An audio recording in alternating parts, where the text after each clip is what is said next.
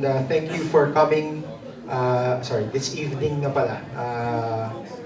Thank you for coming this evening to the National Commission for Culture and the Arts, and welcome to the Roundtable Consultation for a proposed accreditation ordinance for travel agencies and tour operators in Sagada. This is a joint undertaking of the local government of Sagada, the International Council on Monuments and Sites, or ICOMOS, Philippines, and the National Commission for Culture and the Arts. So, maraming salamat sa pagdating po ninyo ngayong gabi. At bago ang lahat, I would like to introduce the guests who will of course be our main panelists for the roundtable discussion. Galing pa po ng Sagada ang ating mga panelists, no? And they will be sharing with us yung kanilang mga proposals, no, para sa ating mga travel agencies. So, unang-una, nandito po si Honorable Vice Mayor Ben Kapuyan. Vice Mayor, can we ask you to please occupy one of the seats po in front? Nandito rin po si Councilor Dave Gulian. Honorable Councilor Dave Gulian, please join us up in front. Si Councilor Eduardo Umaming Jr. Councilor, please join us in front. One of our elders po from Sagada and Municipal Councilor din po, the Honorable John Goytilen. Please join us po in front. And another elder po and councilor, Jaime Dugao. Honorable Jaime Dugao, please join us po in front. And of course, the tourism officer of Sagada, Mr. Robert Pangod.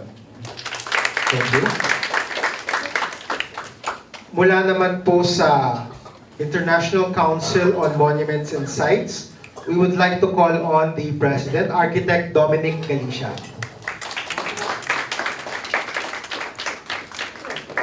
Also from the International Council on Monuments and Sites Philippines, President Emeritus Augusto Villalon.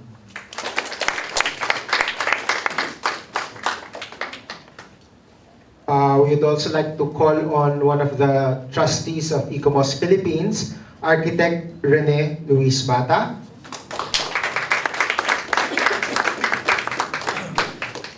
One of the front row seats na lang, Jojo. One of the front row seats.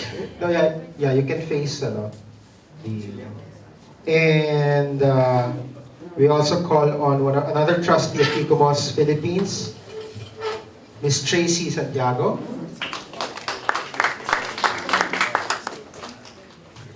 To acknowledge the rest of the delegation from Sagada. Please stand to be recognized. Members of the local government unit of Sagada, LGU Sagada. Tayo po tayo para ma-recognize po. Huwag po tayong mahiya. And we would also like to recognize the tourism stakeholders of Sagada, the restaurants, innkeepers, and guides from Sega, Sagas, and Setgo. Please stand to be recognized. And of course, everyone else in the room, we are all, I think these are the tour operators, travel agencies, and tourism stakeholders. Maybe we can occupy some of the seats in front para huwag po tayong mahiya. You can take the front seats para hindi naman po malayo. Siguro po yung mga tourism stakeholders ng Sagada, please, if you can take the front seats yan. Maraming salamat po. Mga tourism stakeholders po ng Sagada.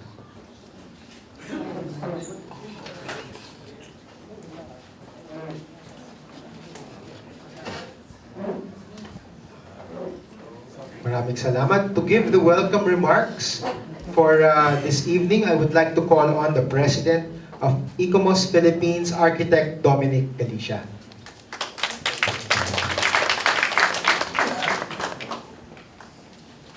Thank you, Ivan. Thank you, everyone. Maraming pong salamat sa inyong lahat. Lalo-lalo na po sa mga naglakbay ng malayo para makarating dito. In spite of the inclement weather. No? I think it goes to show how important this subject is, how important Sagada is as a representation of our country. You know, how do we treat a treasure that we have, a delicate treasure, a delicate gift handed down to us, in which we in turn hand down to those that follow us. So it's a privilege for us at ICOMOS, the International Council of Monuments and Sites, Philippines, to be able to join you in this dialogue. Again, especially warm welcome to the Vice Mayor of Sagada, Ben Kapuyan, to the members of the Sangguniang Bayan, to the elders of Sagada, to the representatives of the stakeholders of Sagada. Just to give just a brief background of ICOMOS, again, the International Council of Monuments and Sites, Philippines is the Philippine branch of an international organization of professionals and experts who deal with conservation, architectural conservation, cultural tourism. It is a group that it's an NGO that assists UNESCO in determining and monitoring World Heritage Sites. Alam niyo siguro yung mga ilan sa mga pinakamahalagang sites dito sa Pilipinas ay mga World Heritage Site. No? Alam po natin yung Ifugao Rice Terraces, yung mga simbahan ng Miagao, San Agustin, Santa Maria, Paway, yung Port Princesa Underground River. Yun po ay a World Heritage Sites. Just a few days ago, katatapos lang po ng pag-select ng pinakabagong mga sites sa list ng World Heritage. Katatapos na po ng meeting sa Bonn, kasati rin po ang ICOMOS doon. Ang ICOMOS po ay grupo ng mga professionals and experts who try to gather what is the current wisdom, the current knowledge in the stewardship of sites like Sagada. And that wisdom is gathered from venues like this, from gatherings like this, in which your experience, your knowledge is so precious to us as we then share that knowledge and experience with the rest of the world. So what you share with us, we're able to share with the rest of the world, and what we learn from the rest of the world, we're able to share through venues like this with the rest of the community. So it's really a wonderful dialogue, which is why moments like this are so important and so precious. So again, I thank you. I thank you for making the time and braving the weather to be here with us this evening. Again, a warm welcome to you.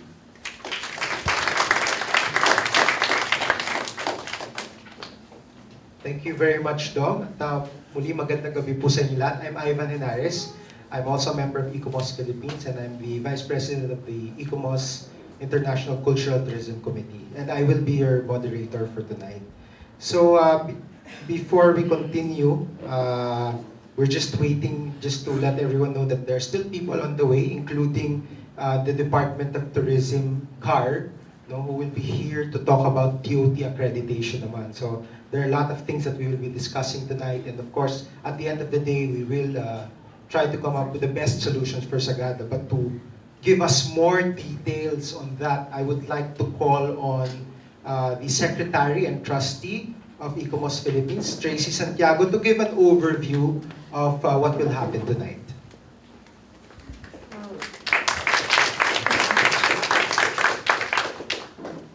Hello, good evening, magandang gabi po.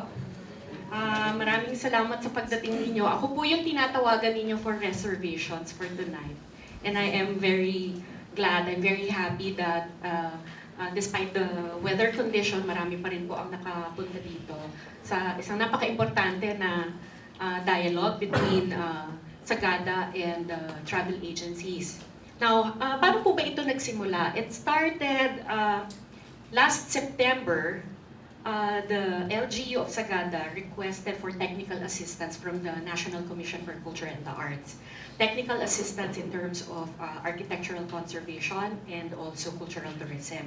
So I was sent by NCCA along with architect Jojo Mata, and we did the consultations with the LGU and the stakeholders. And during that time, nakita namin, observe namin na masyadong malaki yung problema para sa isang araw na consultations. And so after that, bumalik-balik din kami doon, no? Last January, bumalik na kami doon, and every month I have been going to Sagada to talk to the locals, to the stakeholders, to the LGU. We have been doing talks about responsible tourism, talks about the significance of the mission compound. Yun po yung mga ginagawa namin. And from the last talk that we did, nagkaroon po ng proposal na magkaroon ng first responsible tourism summit ang Sagada for this year. So, for that to happen, also, sabi ko, kailangan po ay makausap natin, magkaroon ng dialogue with the travel agencies. Kasi alam naman natin na every time na umaakyat po ang mga travel agencies and tour operators sa Sagada, of course, that is work for you. You have your guests, you have your visitors. So, walang pagkakataon para makaupo at magkaharap-harap at mapag-usapan kung paano ba natin maiaayos ang turismo sa Sagada. So, I think this is the perfect time dahil hindi na po peak season sa Sagada at hindi na ganun karami yung taong pumupunta doon. At kayo rin po, I'm sure, ibang destinations naman yung mga inaasikaso ninyo ngayon. So it's the perfect time para mapag-usapan natin kung paano natin naayusin ang turismo sa Sagada. So I'm going to present some observations. And these observations actually are it's a consolidation of my own observation and an observation of a local, actually a foreigner who is now a local. His name is Steve Rogers. I'm sure iba sa inyo kilala ninyo siya. So I will be just presenting more or less an overview of what is happening in Sagada in the package tour industry. Babasahin ko na lang po ito. Sagada has seen a surge in Manila-based package tours, driving the total number of tourist arrivals to unprecedented highs in 2015. The package tour companies promote a tourism model with the following characteristics: high volume, low cost, short stay, vehicle intensive. Package tours typically include van transportation, accommodation, entry fees, and activity costs. A typical tour package includes caving, cave connection or sumaging, Bumodok Falls, and sunrise at Kiltepan Viewpoint. Tour packages are listed for as little as 2,800 pesos per person, often offering home pickup in Manila. So what are the positive impacts? The primary benefit of the package tour boom has accrued to the Sagada LGU, which has seen dramatic increases in tourism fee collections and to tourism-oriented businesses, notably guest houses, restaurants, souvenir shops, and guides, all of whom have experienced significant increases in sales and revenue. Negative impacts. The gains in income have been offset by negative impacts and challenges presented by the increased package tour traffic, some of which threaten Sagada's continued viability as a tourist destination. Among these are: 1. A very heavy traffic load, exacerbated by the tendency of tour groups to use vehicle transportation for all trips, even simply moving between hotels and restaurants. Sagada's limited infrastructure and narrow roads mean that smooth traffic flow can only be maintained if on-street parking is strictly controlled. a problem for many businesses that do not have their own parking spaces. Number 2, the behavior of package tour van drivers is often cited as an irritant. The common observation is that they bring Manila driving habits to Sagada, with illegal parking, loading or unloading in the middle of the road, unwillingness to yield or to follow instructions of traffic enforcers, general rudeness, and littering when cleaning out vans among the common complaints. Number 3, the very heavy visitation rates in key activity destinations, primarily the Lumiang-Sumaging Cave System, the Kiltipan Viewpoint, and Bumodok Falls. This crowding has a detrimental effect on visitor satisfaction. It can compromise safety standards, particularly in the caves, and may in the long run have a detrimental impact on the environment in these locations. Number 4, an increased solid waste burden, which Sagada has no facilities to manage. 5, water shortages, particularly during the summer season when tourism flow peaks. Number 6, crowding out of independent travelers, many of whom stay longer and spend more than the package tourists and are often repeat visitors, but who tend to steer away as crowding becomes more serious and package tour agencies book up rooms months in advance.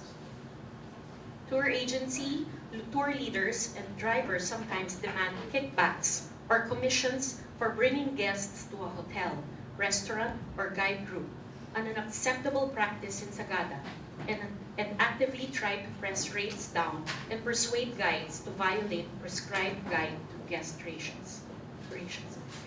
There is a perception among many local residents that today's tourists know and care less about Sagada's history, culture, and people than those who came to visit during the days when it took effort to get here. Questions like, where are the Igorots? And expectation that there will be show communities of Igorots in tribal garb posing for pictures are just the most obvious manifestations of this trend. Number 9, there is a trend toward the illusion of culture, with tourists crowding in on rituals, sometimes even trying to join rituals or take photographs at close range. Cultural shows and other forms of cultural commercialization are becoming more common in violation of standing community policies. There are only the most obvious consequences of the explosion in tourist numbers that has been largely driven by increasing package tour frequency. Less direct consequences involve distortion of labor markets, with many businesses forced to bring in non-Sagadan workers to staff hotels and restaurants, and reported increasing instances of students dropping out of school to make quick money guiding tourists, even without proper training or accreditation.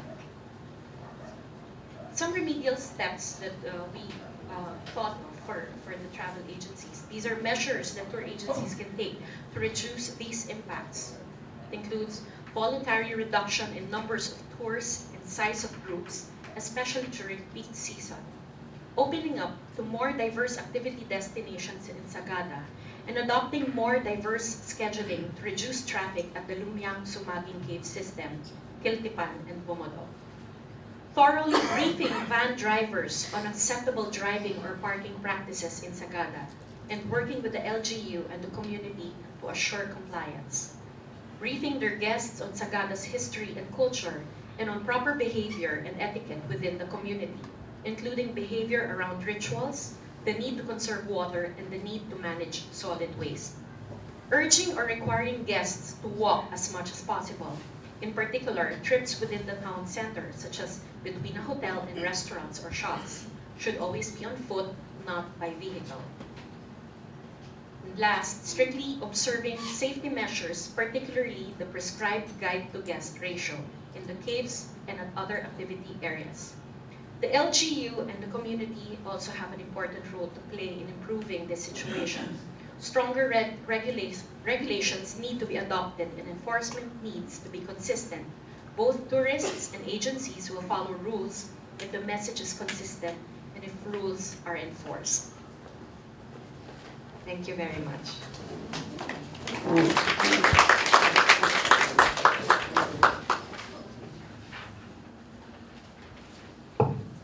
So we begin the consultation meeting, and I will now turn over the mic to Sagada Councilor Dave Gulian for his remarks. Councilor.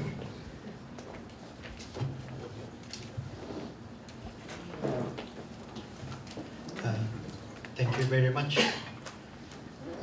Sir Inares. Sa lahat po ng mga partners natin from the tour agencies. Nakikilala ko lang dito si Cedric, ang kasama. The ICOMOS Philippines, headed by architect Dong. Si Sir Mr. Bldg, architect Mata. Sir Ma'am Tracy, kasama namin the delegates from Sagada. At sa lahat na nandito, good evening sa atin lahat. Tama po yung ni Ma'am Tracy, yung observations na sinabi niya kanina. Yan po ang gusto naming magkaroon ng consultations with the travel agencies, the van operators. At kung maaari po, mag-unite tayo kung saan po tayo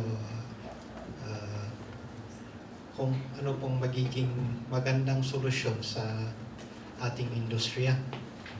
At last week,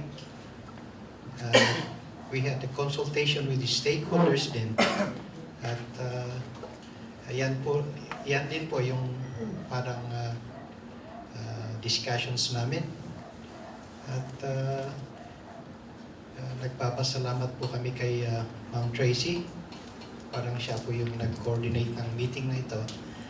At may i-present kaming parang draft ordinance for us to comment. Kaya nandito yung mga stakeholders natin from Sagada. At yung pong mga Manila-based travel agencies, operators, coordinators.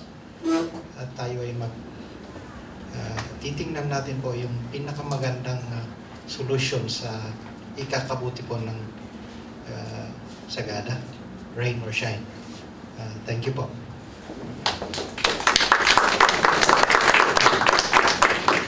Maraming salamat po, Councilor. So, I think ang next sa ating agenda ay ang pag-present na po ng actual ordinance, no? So, how do we go about this, JC? Meron na ba?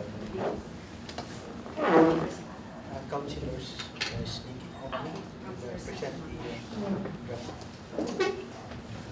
Si Councilor Umaming po ang magpe-present ng draft ordinance. Magandang gabi sa ating lahat. Pag-umanin po ninyo, itong ordinansya po ay napag-isipan ng 2 buwan na ang nakaraan. Pero unang present nung 1 linggo sa ilang first reading na refer sa so it was referred to the Committee on Tourism headed by Councilor Dave and his Vice Chair. So it is just a sort of 2-page ordinance nakapokus mainly sa travel tour agencies or tour organizers as our partners in the local tourism. Gusto ko lang ibigay na background na ang unang tourism ordinance ng munisipyo ng Sagada came out in 1991. Noon baka nag-annual average lang kami ng tourism arrival ng 7,000 to 10,000 a year. So very much manageable. Iisa pa lang ang Guides Association noon.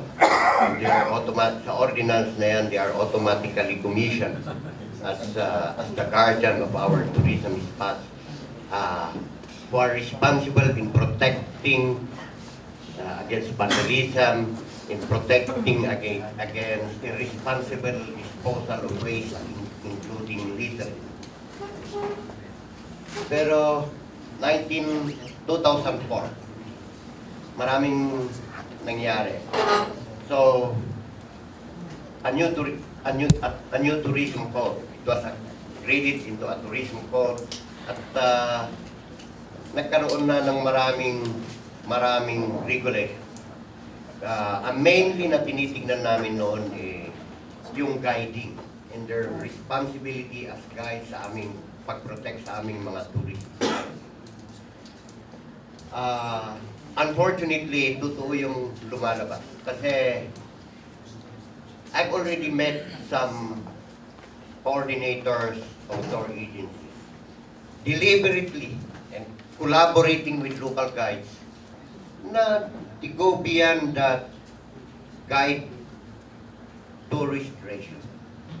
May mga ilan akong na-encuentro and I have to explain to them sa kanila ma-realize na this is for the safety of the tourists. Lalo na yung cave connection. Or lalo nang nakapunta sa inyo, ang hirap na mag 1:5 ka doon. Biruin mo lang yung isang tourist guide kasi napasok na yan. Physical na binubuhat yung dalawang turista. Kaya 1:2. And he has to hold the lamp. Hindi siguro na natin nakikita ang ibang factor na may wisdom ng pag-impose ng ganong ratio. Kasi maaring kahapon nag-guide ulit siya. Merong factor of fatigue. And merong factor of kung minsan yan yung binabantayan namin, yung problema namin sa Sagada, na pag pizza na ako, tayong masyadong nagiinom ng mga guide. Kaya walang kaso ng hangover na nag-guide in an adventure tour. Even sa normal caving na sinasabi nila, ang standard ratio natin is 1:5. We always tell our local guides na medyo pag may bata na, pakiusapan nyo na lang yung turista na they get one guide for the kid. Hindi, we have been explaining this to some travel tour agencies. Na it seems kung minsan ang tingin nila sa amin, gusto lang to earn more for our local, hindi. To some tour agencies that we have given the explanation, ganun pala yun. Kaya may ratio. Na-appreciate naman nila. So sa amin, in the local government, it's a matter of dialogue natin. Para ma-explain yung mga rationale ng mga ilang provision. Ang huling nakita namin itong, although we have been discussing it even 10 years ago, itong involvement ng our culture. There were efforts by the Sangguniang Bayan to come out with regulations in taking our cultural features. Ito siguro ang hindi naiintindihan ng mga turista. We perform our culture seriously. Dahil sa amin, marami dito sacred. Hindi basta-basta piniperform kung saan-saan. That's why we sometimes question the conduct of festivals like Langay. Kasi, bakit mo kinukuha yung mga bata and they perform a certain ritual at the wrong place at the wrong time? Lagi namin ina-assert na kung tinuturuan namin ang mga kabataan namin. Ng our local culture, it is at the right place at the right time. I'm sorry I even commented when I was the executive assistant of the mayor. I think that was 2007, 2008. When the School of Living Tradition was launched in Sagada. I was asked by the mayor to supposed to deliver a message. Nung nakikita ko, bakit ang opening program, inagbubugnas ang mga bata katatapos ng bugnas namin, which is a serious activity, which is a ritual na hindi basta na-perform anywhere.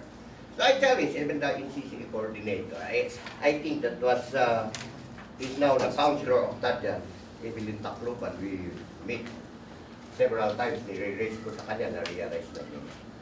Imagine if you ask a child to do the chanting of the dead at kunwari may namatay. Napakaseryoso kong bagay sa amin na mag-chant ka, chant ng patay. Para kang nag-i-invite ng banda. So anyway, we came out, ang bago dito sa amin ay yung entering and travel tour agency. So we came out with a very specific rules at sana kung meron kayong comment, yan ang pag-uusapan natin. Hindi ko na ibabasa lahat. No? Yung mga provisions lang na ang tingin namin importante at saka affectious. Una, yung imposition of business permit entry. Wala kaming define na amount. So, travel tour agencies bringing tourists to Sagada regardless of its business address is required to get an annual business permit from the office of the mayor. Medyo hindi kami nagkakaisa sa mga local stakeholders din. Because we look at you as partners kung ano ang amount. So, pinagtanong-tanong namin sa mga local guides, 250 kasi ang ins is 500 ang business permit. 400. But during the meeting on Tuesday, the actual that they have paid for the year is 250 for the individual guide. So, binabalance pa rin namin, no? Anyway, wala pang prescribed amount.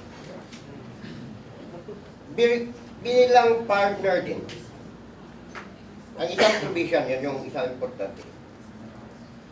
Anong gagawin namin sa walang mayor's permit na nagdadala ng mga turista?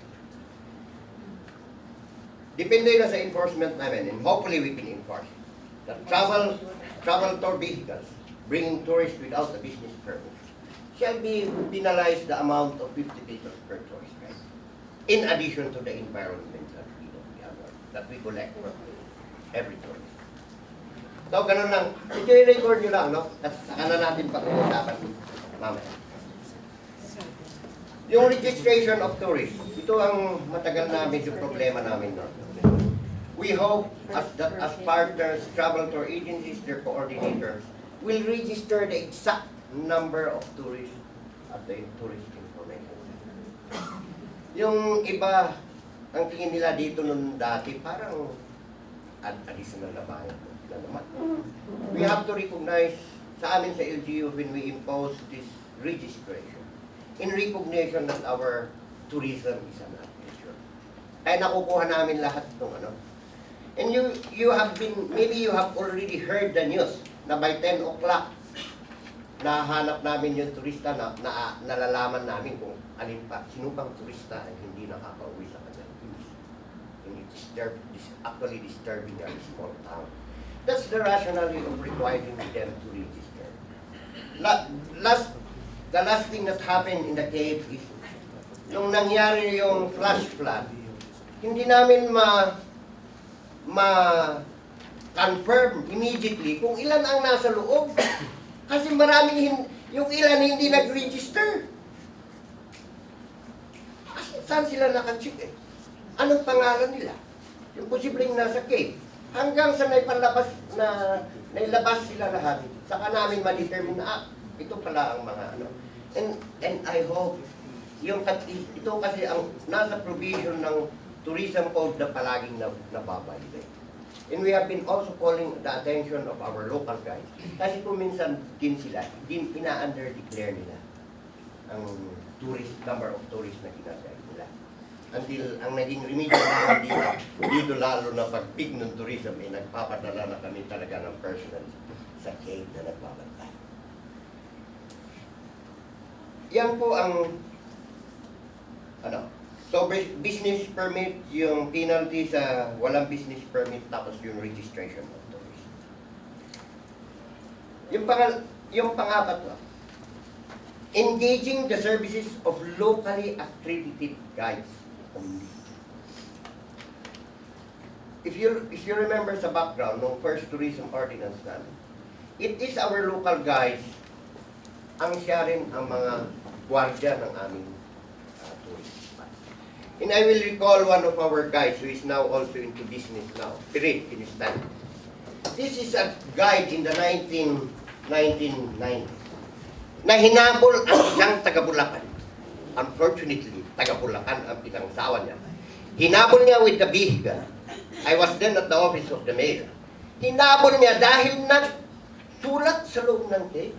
At na-monitor nila na walang ibang pumasok sa cave na ito at this time na bagong tinta yung naisulat sa cave.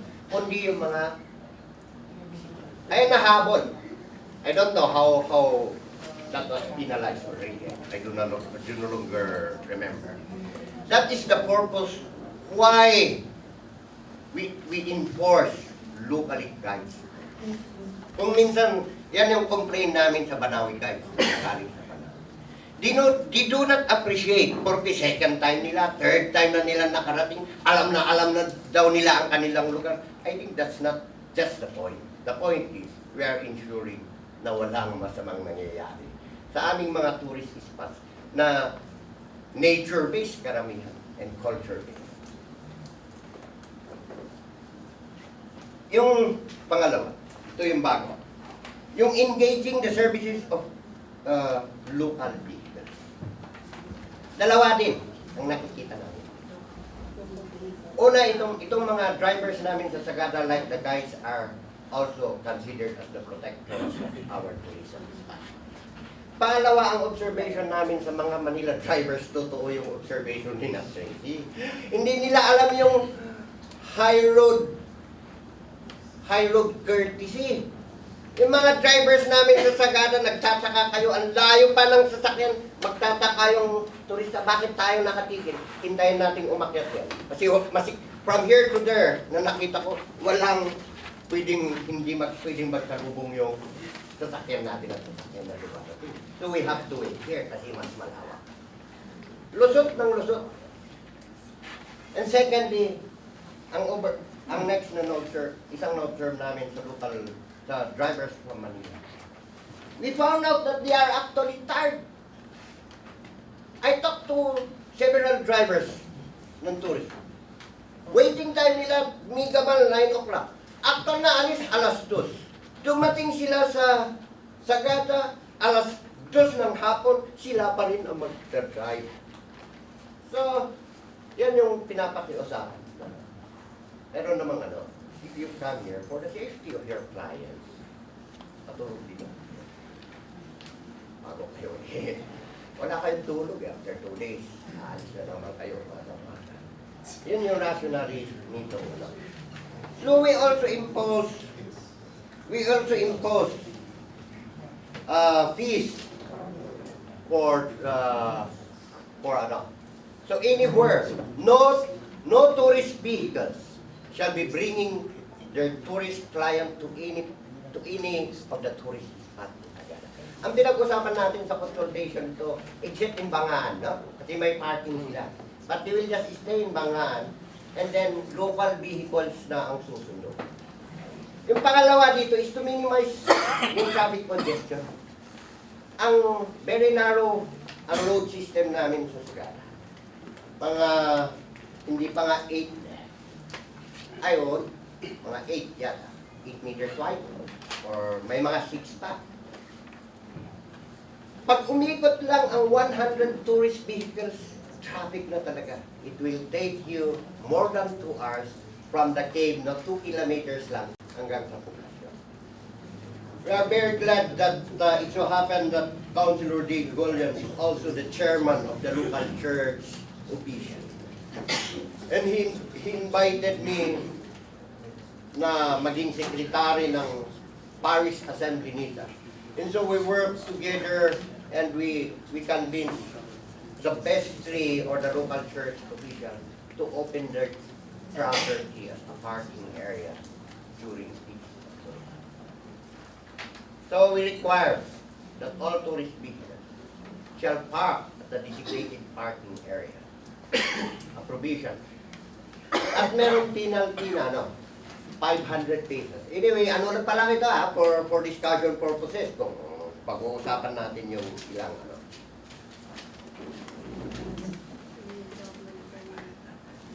Ito yung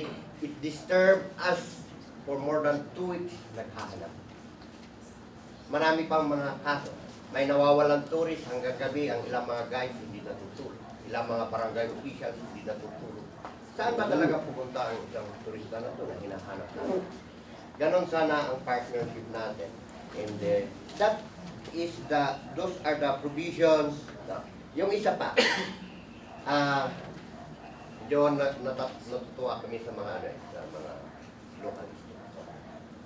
Sabi din naman nila, anong incentive natin sa mga travel tour agency partners natin who comply with those So, sabi namin, dapat nga siguro may at maybe hesitation or maybe whatever incentive that we can do. So, may provision dyan na lahat ng tour agency, registered tour agency, who complies ay magkakaroon ng maybe NCCA, at the least hesitation. And the other thing that we are advocating, na hindi namin mailagay, pero inilagay pa rin namin sa ordinance. Sagada, it shall be advocated that Sagada shall be a walk town. At the travel tour agencies, travel tour organizers are hereby encouraged to also advocate to their tourist clients na as much as possible yung nilagay nila. Medyo tumatawag kami. Medyo sabi namin, no, dinidiscuss namin to, it's easier said than done. Pero let's start somewhere. Maybe from hotel to restaurant, and then later on, totally walk down. Dahan-dahanin natin. Kasi alam naman natin ang mga Pilipino, lalo na tayong mga galing sa Maynila. Gusto nyo door to door. Kahit titigil ang jeep, dyan na yung titigilan niya, hindi pa bababa dito, 3 meters away na lang. That's why, yan ang na-observe namin sa mga karamihan, mga taga-Maynila. Thank you very much.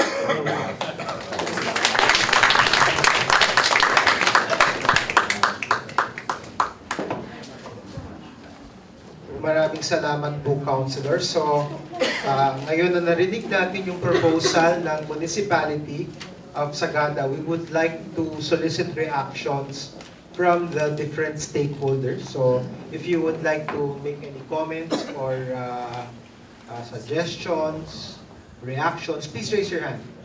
May microphone po yata tayo. Lagay natin sa gitna. Ayun. We have microphones on both sides. So, if you have reactions to what the Municipal Council proposed, please approach any of the mics. Yes, Cedric.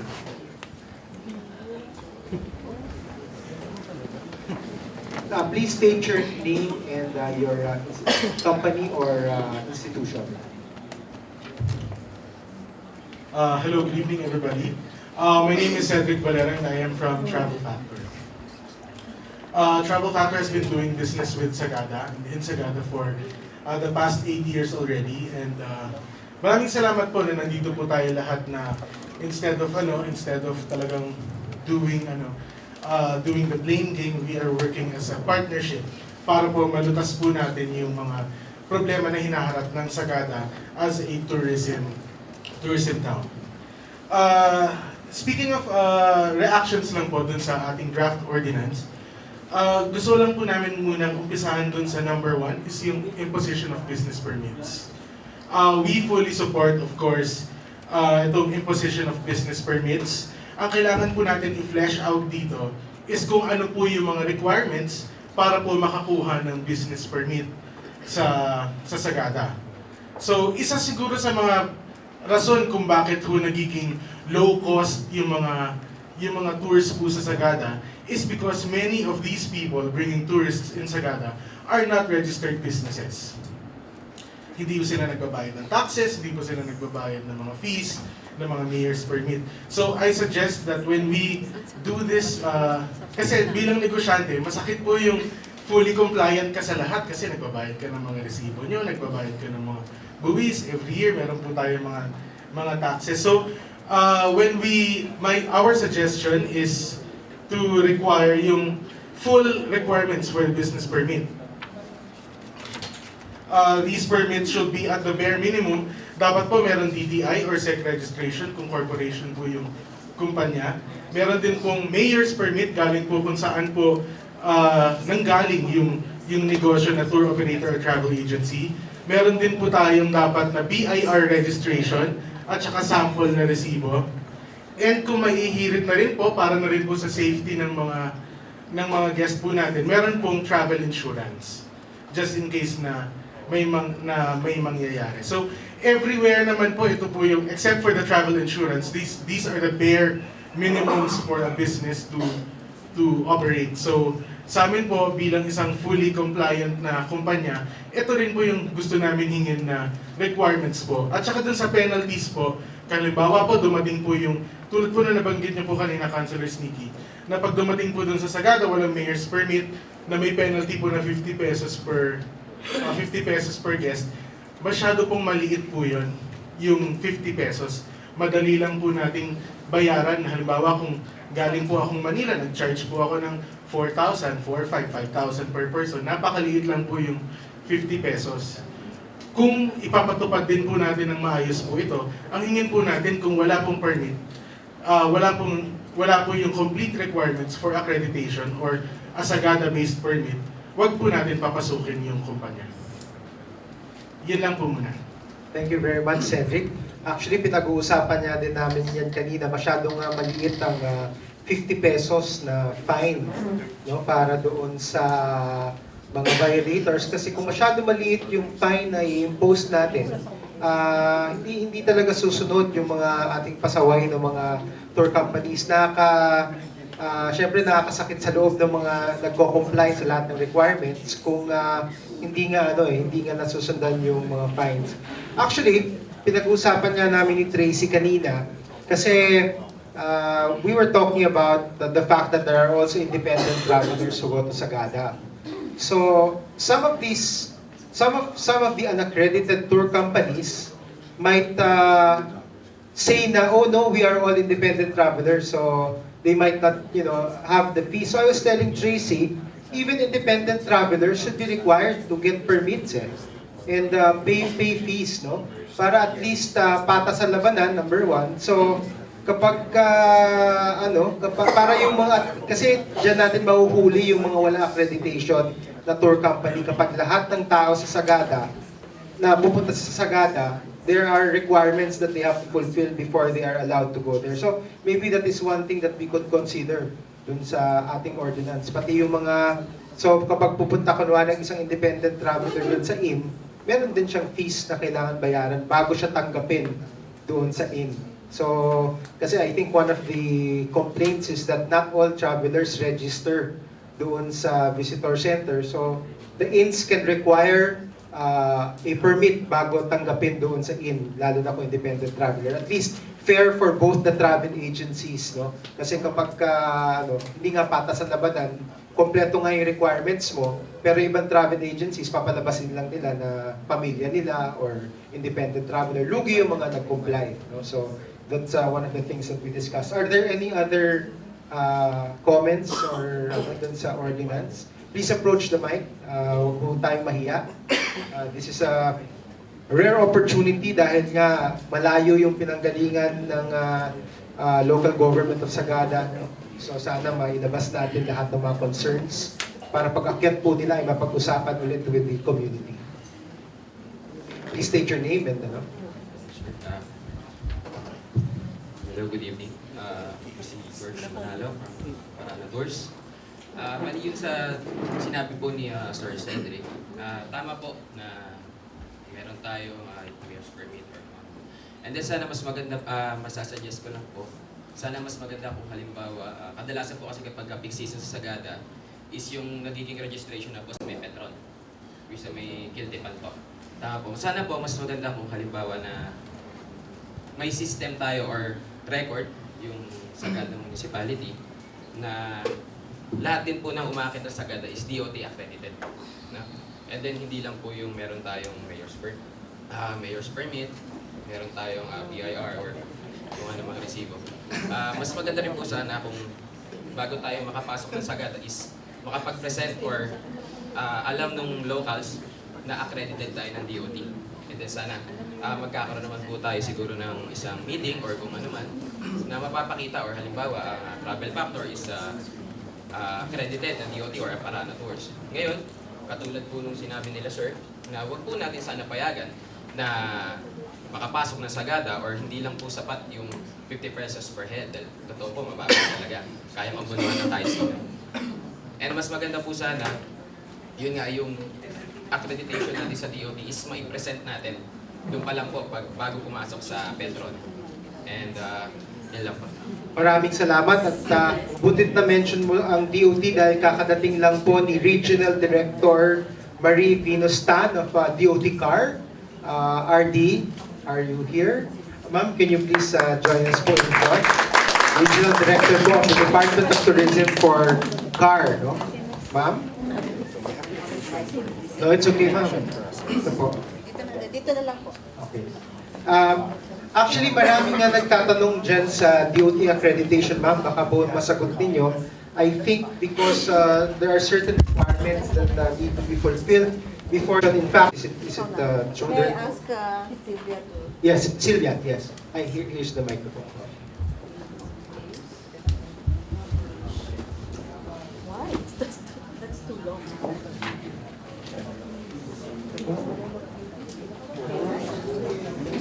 Accreditation. Yeah, para clear lang yung accreditation kasi may mga tanong kung paano po, how to get the DOT accreditation. DOT accreditation is applied to different entities. So we accredit accommodation facilities, including homestays. We accredit tour guides, and we accredit travel and tour or travel agencies. Yeah, so and the transportation. So pagdating sa accreditation, once you apply, because it is already online, you just have to apply. Once you apply, within 48 hours, it has to be acted upon. Otherwise, mabuvoid po yung inyong online. No, so pag nag-online din kayo, you have to finish it in a certain number of hours. Otherwise, you have to start from the very box A. No, so once you applied, like within 2 days, it has to be acted upon by our office. So i-review po nila yung mga sinabit nyo. Kung ang requirements you meet, ilalagay na nila doon. No, i-approve. Otherwise, ino-notify kayo kung ano yung lacking. And then, pagka na-okay na po yung lahat, we upload it to the system, and you wait like for 15 days, and the certificate of accreditation will come up. So it's that quick? It's not 2 years. Okay, kasi may mga Once you naririnig apply kami ganyan and it na- is approved, then you wait for 15 days and the Yes. accreditation certification will come. So for as long as you've complied with all the requirements, no, it will take 15 days. Okay. So, are there any questions about DOT accreditation? Yes, please.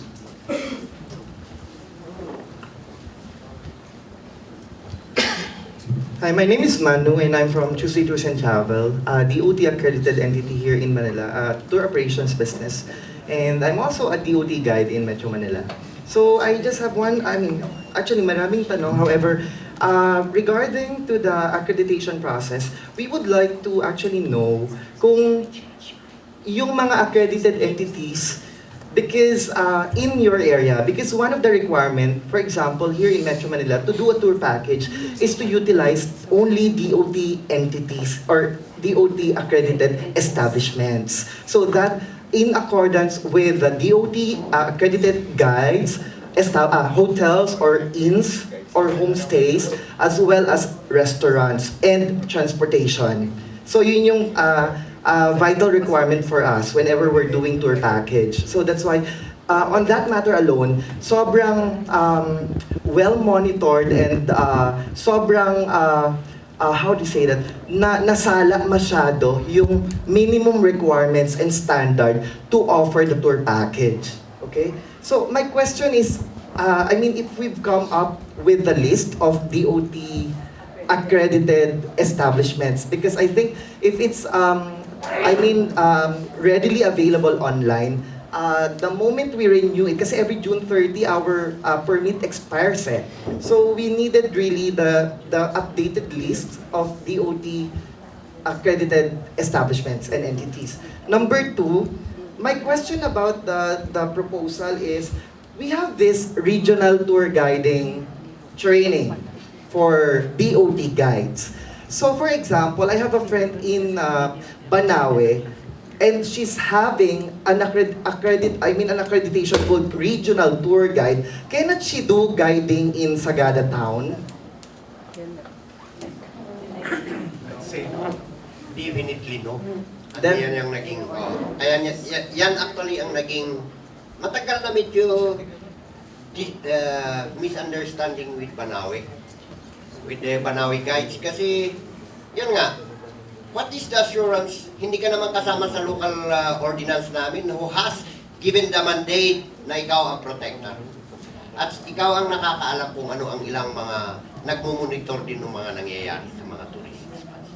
Alright, so it's clear and sound, no? Yung regional guide, may guide, I think, yeah, si Pearl. Bearing the regional guide ID, for example, the Banawe guide cannot do guiding in Sagada. In addition to that, we should understand that our tourism in Sagada is a community-based tourism. It is important to note that guides should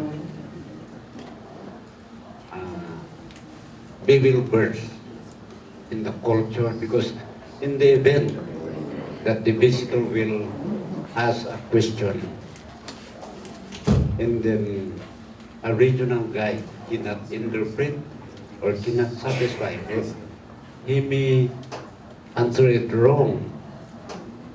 So it will have a negative implication of the place. That's why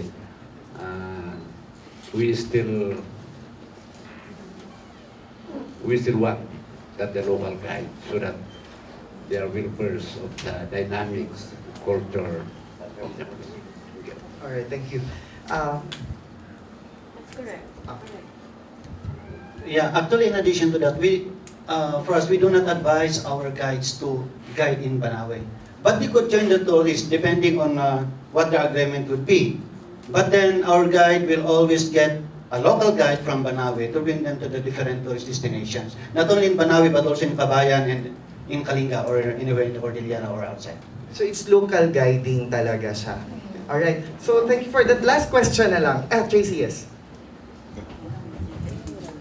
Also, since the move is actually towards a responsible tourism for Sagada, when we say responsible tourism, we are actually encouraging visitors, tourists, to be able to contribute something to the community. Which is yun yung pinaka-essence naman talaga ng tourism eh. You should be able to contribute something na merong positive impact. Now, we have to contribute economically to the community. Yun yung sinasabi namin eh, when we bring in tour packages, try to compute or try to analyze your packages. How much is going in to the community and how much is being paid to your suppliers in Manila. Diba? So, kaya believe ako may mga travel agencies na they're able to organize tours na commute, na regular commute. Which is actually, yun naman talaga ang ano ng Sagada, yung pagpunta ng Sagada. The backpacking style. But when they try to compute the package, you know, makikita mo that the money, the tourist will understand that the money that they pay to the travel agency actually help the community. So isa doon, yung pagbayad sa mga tour guides. So kung magbabayad, ang dadalhin mo ay tour guide from Manila or tour guide from Banawe, then wala kang na-contribute doon sa local. So imagine that if there are thousands, or let's say 1,000 tourists in Sagada at one time. Lahat sila merong dalang guide from Banawe. Ano ang gagawin ng mga guide sa Sagada? So imagine niyo na ang laki nung traffic, yung impact doon sa land, sa traffic, sa community, pero wala kayong naiwan na something that you can contribute. So yun yung sinasabi din namin, no, that we encourage travel agencies to be mindful of what actually you're contributing, what you are leaving in the destinations, which is very, very important. Last na lang, Tracy. I mean, do you come up with the idea of the maximum carrying capacity of a certain area like Sagada? I always say, that has always been a question during consultations, and I always say, it's not about the number, it's about the quality. Okay? Pwede kang magano ng number, mag-declare ka ng number, limited number of tourists sa Sagada, pero kung yung limited number of tourists na yun, puro irresponsable, wala rin sense yun, di ba? Pero kung ang i-impose mo talaga ay quality, ang ituturo mo ay quality tourists, responsible tourists, kahit sabihin mo ilang libong turista yan, pero responsable yan, mas okay yun than the few tourists who are irresponsible. Thank you. Thank you very much. I would just like to add on that. Okay, our bedding capacity right now in Sagada is 2,600. Let's give or take 300 to 400 for the homestays. So pag nasobra na ng 3,000 actually with the Vice Mayor and the other stakeholders, nagiging parang palengke na doon sa Sagada. So so yun, just remember na pag may 3,500 na tourists na in addition to the local residents, ganun na yung atmosphere at saka environment doon. Okay. Hi. Hello. Hello. Bernie. Hi. Bernie Arellano from Heritage Conservation Society Youth. HHS. Okay. Kasi my first time going to Sagada was in 2008. Hindi pa ganun karami ang tao doon. Actually, it was December 30th, mga 29 and 30. Na there was this big festival going on. Pero after that day, wala nang tao. And then, and currently right now, sumikat na naman uli si Sagada. Actually, ito na lang yung, okay, I'm going to the bottom of my question. I know it will sound silly. Hindi ito ang first time na na-feature ang Sagada sa isang sine. Naalala natin, meron palabas si Judy Ann at saka si Piolo. Meron pa nung mga nakaraang matagal na. And so maraming there will come a time na meron na teleserye or another tadhana movie that would drive the tourists to Sagada. Alam natin ang lakas ng mass media. So ano ang ginagawa po ng LGU, ng regional at ng national para po kahit papaano yung impluwensya ng mass media makontrol or maging maturuan ng responsableng turismo dito sa pagpunta sa Sagada. Kasi alam natin, Sagada is different from Baguio. Baguio is a city, Sagada is a small town. And it has only a certain carrying capacity, and it is deep with tradition. So, paano natin siya makokontrol, or paano ba natin siya, paano natin siya makokontrol, given na malakas ang influensya ng mass media, sine, teleserye, website. So,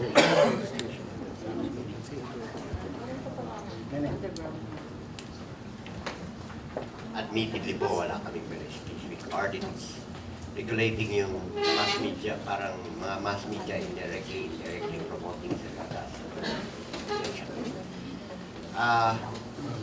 Although meron kaming mga para may mga impositions, regulations sa conduct ng shooting.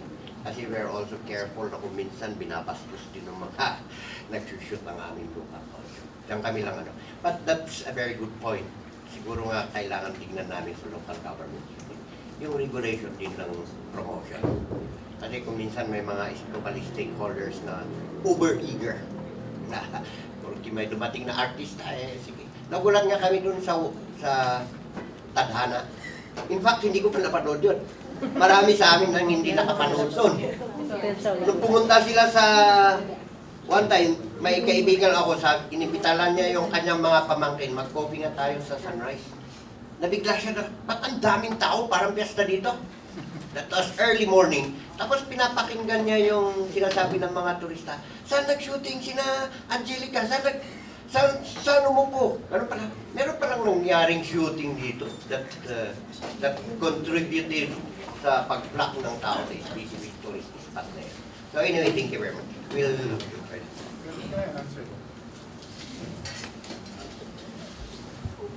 baka pwede kasi galing kasi ako sa Intramuros. When anybody films sa Intramuros, magbabayad ka, no? Tapos titignan yung script.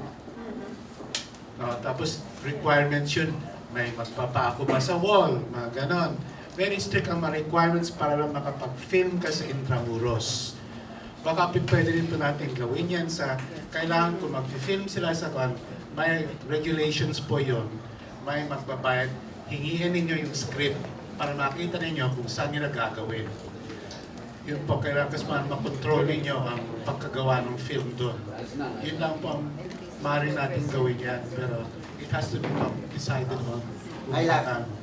Siguro nga kailangan. Kasi although meron na kami an ordinance regulating film making in film documentation. Kasi kasama yung film document ng aming mga rituals. Meron kami actually sinisingil na, ayaw ko sa tingin nyo, kasi maraming nagsasabing masyadong mababa. 12,000? 10,000? 2,000, tapos pag may violation, Magkano kinita ang Tadhana? Admittedly, wala kaming capacity na mag-estimate. Bernie, can I ask HCSY to research how much Tadhana earned para malaman din ng municipality kung magkano ang kinita ng film versus the amount that they collected for the film. Tracy? But aside from the film, kasi ngayon ang nakikita natin because of the film, that thing called Tadhana, no? Ang nakikita lang natin, yung magkano ba yung kinita ng film at magkano lang yun napunta doon sa community. Pero hindi natin nakikita o hindi nakikita ng nakakarami na ang may pinakamalaking benefit na nakukuha dyan ay ang travel agencies. Tama po? Because when the film became popular, it was easier for you to market the place, the packages. In fact, I even saw one travel agency, Route 63, who actually did a Tadhana tour. In April, actually before April, mga early March or late February, we were already campaigning for people not to go to Sagada during Holy Week. Kasi po, peak season niya talagang sabay-sabay lahat ng tao. Ang sinasabi namin, huwag kayo pumunta sa Sagada, pero pumili kayo ng mga dates na hindi nyo sasabayan naman yung karamihan. So yun yung kinakampaign namin. And here comes a travel agency promoting a tadhana tour. Na ang sinasabi na nga, wala na nga tubig during that, mababawasan na nga ang tubig during that week. Okay? And then, yung ganong klaseng marketing and packaging, we feel na yung sana yung pag gumawa po tayo ng mga packages, let's also be responsible by being sensitive to the community's needs, the community's problems, okay? Ano po ba yung kultura ng paano ba natin talaga dapat i-market itong mga destinations na ito? Because right now, Sagada is being marketed as an adventure destination. Simply as an adventure destination. But we feel, in ICOMOS, in NCCA, we feel that Sagada is more than adventure. It is full of, it's full and rich in culture. Na sana po, yun yung magandang i-explore natin. No? If you want to try to repackage or do something different about your packages for Sagada, yun yung magandang pwede ninyo to look at culture, to study their history. Yun yung pwede nating gawin para mag-evolve pa yung mga tour packages natin from an adventure package to something that has more sense, something that will actually help the community. Yes?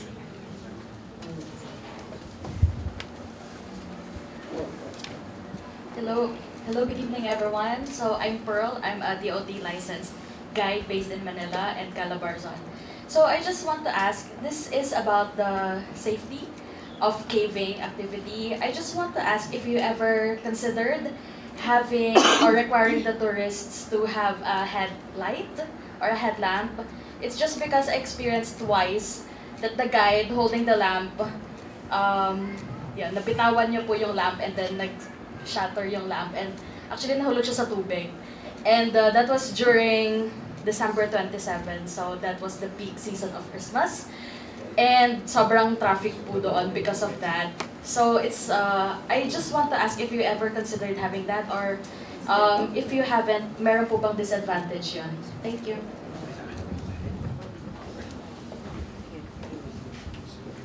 Yeah, actually, we have been around the Philippines, yung sinasamang kami din ng DOT at saka yung ibang grupo regarding sa caving. Actually, Sagada, doon naman talaga natin nakikita, wala talagang headgear.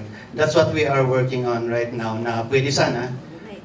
Yan, talagang, kasi kailangan naman talaga na merong dapat helmet yung lahat ng nagkikaving. So, consider that at saka yung lamp. And in the process, siguro in the long run, yung Petromax din nakakasira rin sa cave environment yun, we will find for other alternative na lighting.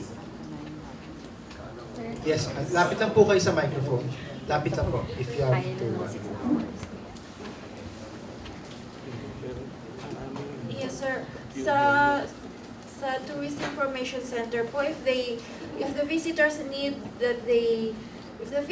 feel that they need to bring a headlamp, then we do not prohibit. We just tell them that yes, you can bring an extra headlamp for you. So hindi po siya requirement sa ngayon, but if they say that can we bring one, yes, we tell them to bring one. Yes, please approach the mic. Please introduce yourself. Hello, my name is Garrett, one of the tour guides in Sagada. Well, for the headlamps, we actually don't require them. However, we encourage them to do so because what we know is we can light them up. However, for the guides, it is our responsibility also that we bring our own backup lamps and other repair kits for the gas lamp. So if it happened to fail, we have our own backup light to to at least use it when you go out to the cave. Now about your question, if it's safer to bring it, it would be better if we would require the guests to bring their own headlamps also. For now, what we're doing is encouragement. So the Tourist Information Office are doing their best to give additional information that headlamps and helmets are being rented out. Actually, there are some helmets that are being rented out now for the people who would want to get the helmet. Are these rentals well promoted? Yes, actually, they inside the cave, the helmets are being placed on the near the entrance of the cave, so they're actually being promoted. Actually, there was a time that the Department of Labor and Employment provided here. Ayan yung tinatanong ko kasi Sega yung nag-avail dito noon. That was 2009, I think. 2010. Ang problema, talagang may mga turista talagang matitigas. They will sinubukang i-enforce. Not all would you receive good words. Minsan, bakit mo pinipilit ako ng magsuot ng headgear? Hindi ako comfortable dyan. Kaya nga kung minsan ang discussion namin is how to really be discriminate na kung posible na alam namin hindi naman posible on what kind of tourist that comes to our place. Maraming salamat po. Well, yes, Bernie. Question for LGUs and for the elders, because back at the tour in 2008, I noticed that some tourists are screaming out loud doon po sa Eco Valley. Although alam po natin na tinawag siya Eco Valley at nag-e-eco po. Paano pa po yung tamang pagtrato po sa isang cultural na lugar? Ito concern po, especially doon sa hanging coffins at saka doon sa mga kasi na-notice ko rin po noon na ang daming sumisigaw po talaga malapit sa hanging coffin at saka sa Eco Valley. Ano pa po yung tamang kailangan gawin ng mga turista, lalo ng mga kabataan na yun? Mukhang problema talaga yan. Nag-trust kami sa mga local stakeholders. Pero tinatanggap namin may mga problema rin sa mga ilang mga tourist guides namin, lalo na yung mga bata, na mukha yatang hindi nila nai-internalize yung kanilang papel. To orient yung turista na gina-guide nila on the proper conduct. Alam ko ang mga senior guides dito, sila Pirin, Mr. na nandito. We have been discussing this about this just last night. Talagang problema, even in our mga batang. So anyway, rest assured na towards a culture-sensitive tourism and responsible tourism, pinag-uusapan namin yan with the more senior local guys and stakeholders. Sir, I'm April May Paganyan from Sagada. This is in relation to the suggestion a while ago regarding the registration of establishments in Sagada where you should bring your visitors to. We were also caught very unprepared with the influx of tourists in Sagada, and we are very sorry to say that minimal of us have really gone to register our establishments in DOT, and thank you for the information. We will bring this into our group and try to comply with your suggestion, sir. I have a question. Has Sagada considered a scheduling system for the entry into the caves, like what is now being implemented in the underground river? You may not go to the caves without a schedule. Is that being considered by Sagada? It's considered in the proposed ordinance, yung pre-booking. This is what we want to arrange with you as partners. Kasi naaawa din kami kung minsan dumating ang turista, ang inassure yata ng travel tour, they can have a caving on this hour. Biglang nilimit namin talaga na basta may taong 300 in Sumaging Cave, i-close mo na.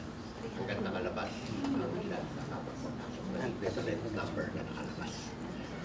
So, yan, isasama namin talaga na how we will work this out together as travel tour agencies. Kaya sinasabi namin sa mga nasa tourism information center namin na importante yung trabaho ng information technology officer Kasi doon malalaman ng mga partners natin kung fully booked mga ba ang cave within this day or ano. And for the tourism office to propose alternative activity. Alam po nyo, isa pong ginagawa sa mga ibang lugar ay maliban sa Puerto Princesa Underground River.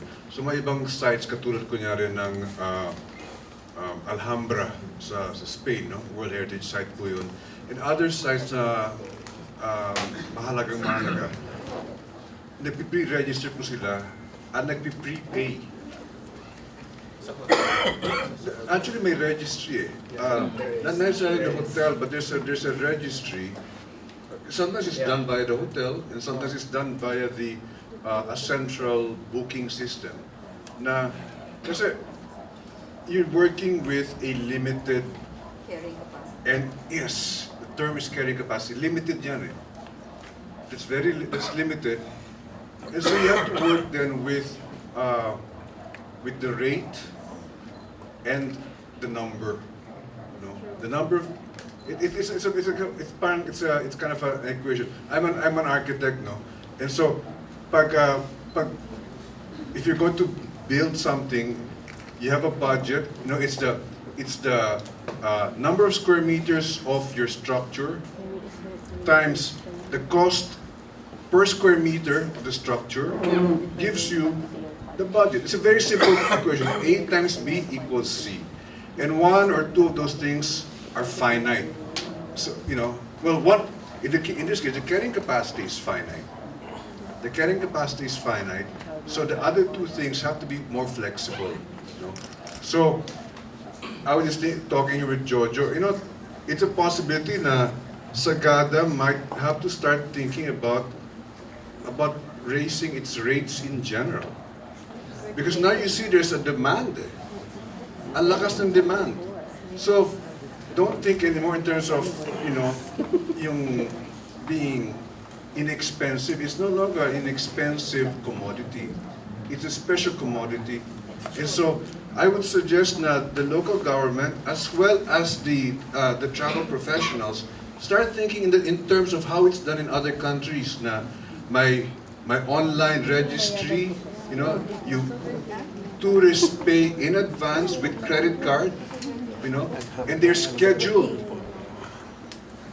They're scheduled in advance. So nagbayad na sila fully pay na sila.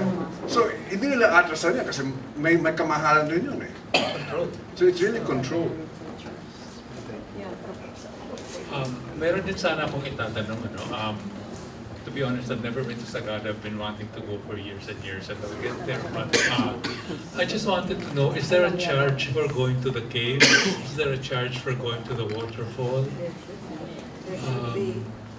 Or are you giving all your resources away for free?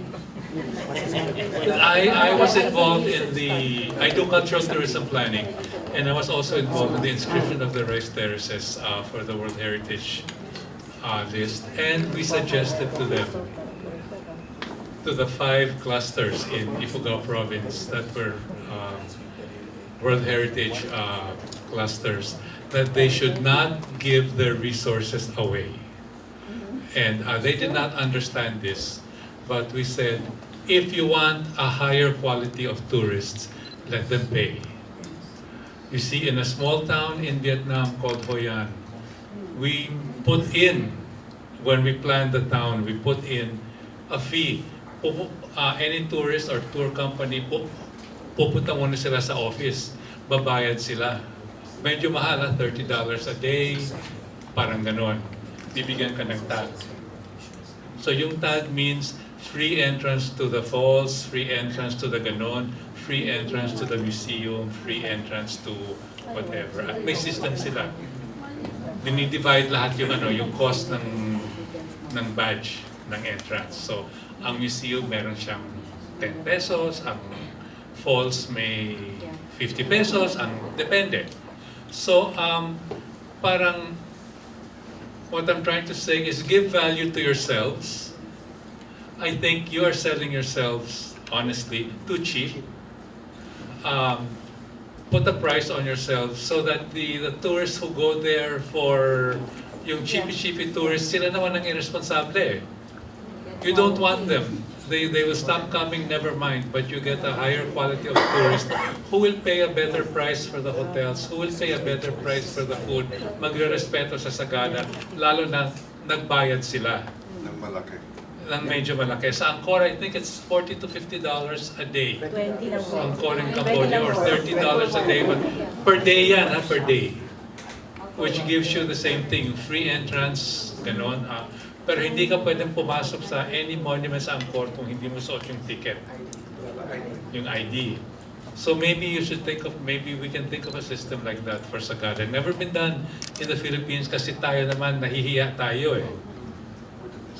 Pero, rusta na tayo, wag na lang tayo mag-sari-sari store. Kasi yung bumibili sa rustan, may kaya, may edukasyon.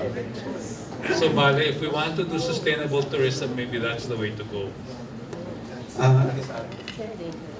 At saka dagdag ko sa Angkor, parang nakatuktok ka, parang tricycle lang, pwedeng pumasok. Walang van pumapasok sa Angkor.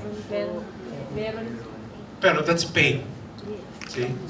Hindi basta-basta makakapasok. Hindi kagaya ngayon, anybody can go in with their vans, which is impossible. Kahit sinong van makakapasok yan.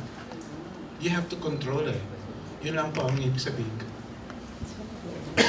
I think thank you very much for that from the third party. Because actually sa Sagada ngayon, mga turista pagpapasok, nagbabayad lang 35 pesos environmental fee.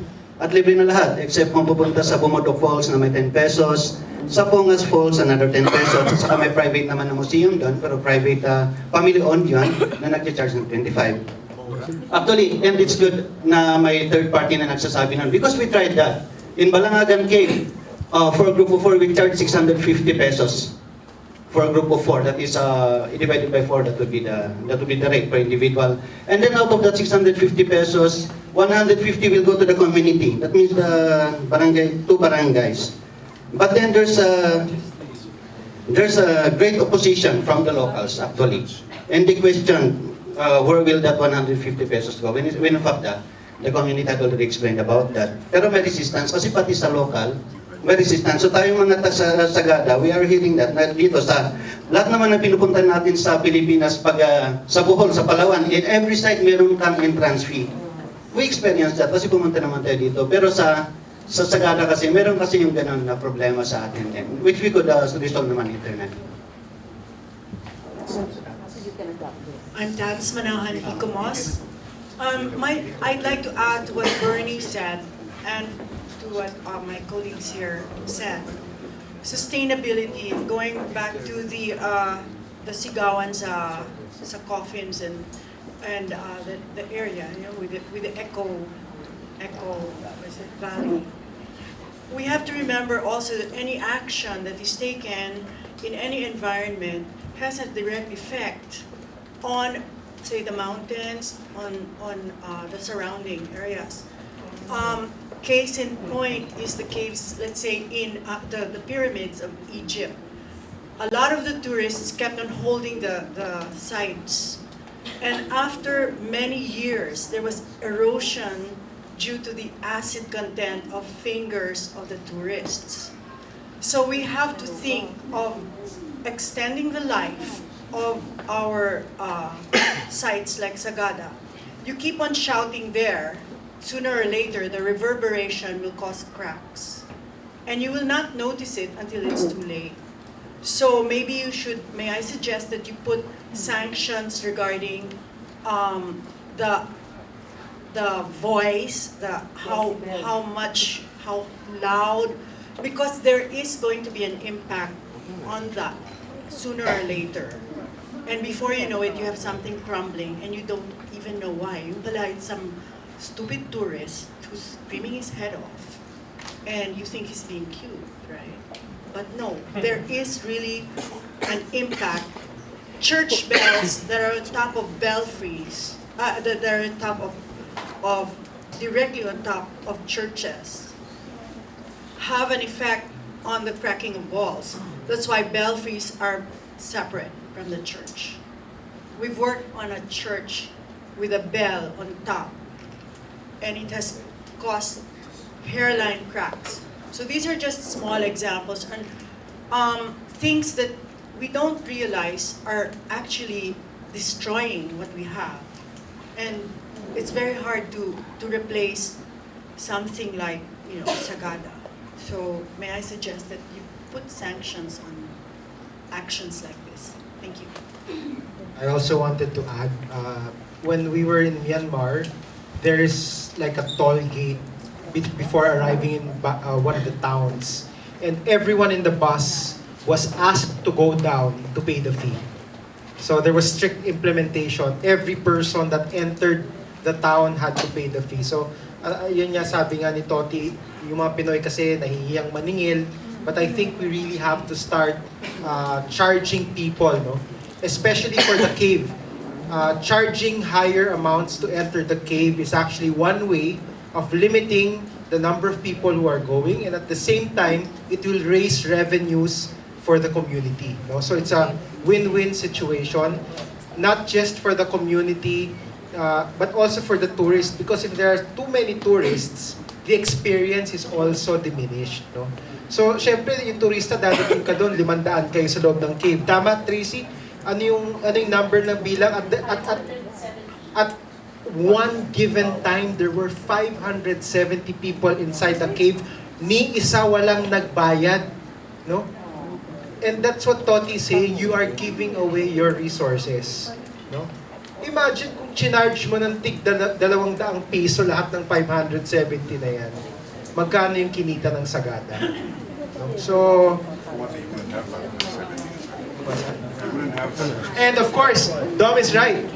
If you charge 200 pesos, hindi aabot ng 500 yung dadating doon sa cave. At maproprotectionan ninyo yung cave kapag nag-charge kayo ng malaki para makapasok. This is one way of regulating the number of tourists who are visiting the cave. So yung dalawang suggestion, number 1, scheduling. So, parang sa Puerto Princesa, meron na tayong scheduling. Pangalawa, iakyat lahat ng fees para makapunta sa mga attraction tulad ng Sumagi Cave. Cedric. Hello. I would just like to consolidate lahat po ng mga responses po namin dun sa mga iba-iba po ng mga issues na na-raise. Una, balik po tayo dun sa accreditation. So, dun sa accreditation requirements, again, we are supportive of that. Pero i-voice out lang din po namin. Hindi lang naman puro sa akin, pero pati na rin po dun sa mga colleagues po namin dun sa industry. Ito pong industriya po na pagdadala ng mga turista sa Sagada, hindi po ito traditional activity ng mga traditional travel agencies. Most of these have sprung from home-based entities like Travel Factor. Maaari pong hindi na po kami home-based ngayon, pero karamihan po ng mga nag-ooperate, yung mga nagdadala po ng mga vans, yung mga iba-iba po na grupo na dumadating po sa Sagada, madami po dyan home-based travel agencies. When it comes to requiring that everybody should have DOT accreditations, dito po tayo tatamaan ng maraming issue po. Primarily, dahil po dun sa standards na hinihingi po ng Tourism Act ng 2009, para po dun sa accreditation ng travel agencies and tour operators. Some might say na masyado pong mataas yung standards po na hinihingi, like having an office in a commercial space. Siyempre, itong requirement po na yan, medyo mahirap po yan i-comply. So, kung ilalagay po natin ito at i-require po natin ng DOT accreditation, I foresee a big movement against na parang very prohibitive po itong pagtataas po na ito. So, number 2 yung helmets po. Kami okay lang naman po, wala naman pong problema kung magre-require po tayo ng helmets or not. I'm sure magkakaroon po ito ng cost implications, pero it should be required uniformly, again, because this will affect the pricing structure of the tours that the industry is churning out. So, yes po kung meron po ba, let's say yes or no kung helmets are required or not. And what kind of helmets po? Because yung mga helmets natin are not created the same. So, syempre, kung hihingi tayo ng syempre mataas din po, libo-libo po yung mga helmet na talagang requirement, na talagang standard po ng mga adventure sites. And then, dun po sa registration of tourists, dun po sa i-impose natin, maganda po sana siguro kung bawat, kasi po ngayon, no, halimbawa, magdadala po kayo ng grupo, let's say, bring a group of 20, isang resibo lang po yung matatanggap ninyo para po sa buong grupo. I think it will be wise kung bawat person po ay makakakuha ng proof na nagbayad po siya ng registration fee ng municipal tax. So just in case na magkawatak-watak po yung grupo, meron po sila may represent if they want to walk to this place or that, or may spot check po, magtatanong dun sa mga restaurants or ganyan na hahanapan, meron po silang maipipresenta. Doon naman po sa problema ng po natin ng mga vans doon sa loob ng Sagada. Sa amin po, ang pinakamagandang solution for this is that the van should not be moving around the town. Dapat po meron po tayong maitalagang parking space para po sa mga vans na po ito na nanggagaling po kung saan-saan, at maipapark po natin siya dun pa po sa taas. At wag na po sanang papasok pa dun sa loob. Our tourists can walk. Kaya po nila yan. So, sa travel factor po, what we do is nagko-commute po talaga sila. Ever since 2006 when we started doing these tours, it has always been two routes. Either we take the Banawe route or the Baguio route. But we always take a combination of buses and jeeps para po makarating dun sa Sagada. Sa amin din po kasi nakaka-hassle lang yung traffic ng Sagada, lalo na nag-comply ka na. Hindi ka naman nagdala ng mga van dun sa Sagada, pero kapag yung hinire ninyo na local transport, pupunta sa cave, or pupunta ng Kiltipan, or pupunta ng Lake Tanog, maiipit po dun sa traffic. Medyo nakakainis lang, syempre. We try to explain to your participants na syempre sila pinag-commute ninyo. Makikita nila yung mga iba naka-van, comfortably waiting in traffic dun sa loob ng mga air-conditioned vans. So if we are looking at a solution, one suggestion is that we shouldn't allow the vans inside yung main thoroughfare ng Sagada, starting from yung sentrum po dun sa taas hanggang dun sa junction kung saan po nagkakaliwa papunta ng caves. And then, ayun lang naman po muna for now. One last for the rates. So, medyo nag-touch lang tayo dun sa pag-hike or pagtaas po ng mga rates ng mga fees for Sagada. While at Travel Factor, we are not on the low end of tour packages. Pero ang hinihingi po namin na sana po kung itataas po natin, wag naman po sobrang taas. Sana dun po tayo mag-side dun sa suggestion ng scheduling rather than putting it at the pinakamataas. Also, sana po i-dispel natin yung idea that people who spend less are worse tourists. Hindi po natin talaga matatalaga yan. Hindi po natin ma-assure yan na kahit po pagbayarin nyo sila ng 500, 700, 1,000, some would even feel more entitled. Na if I pay more, then siguro mag-iwan na lang po ako ng trash ko kasi having paid 1,000 pesos or $30 or $20 per day, I guess meron po maglilinis after me. So kung sa priority po, sana po ang prioritize po natin is yung scheduling. And we implement very rigorously dun sa scheduling po natin. Thank you. Thank you very much, Cedric.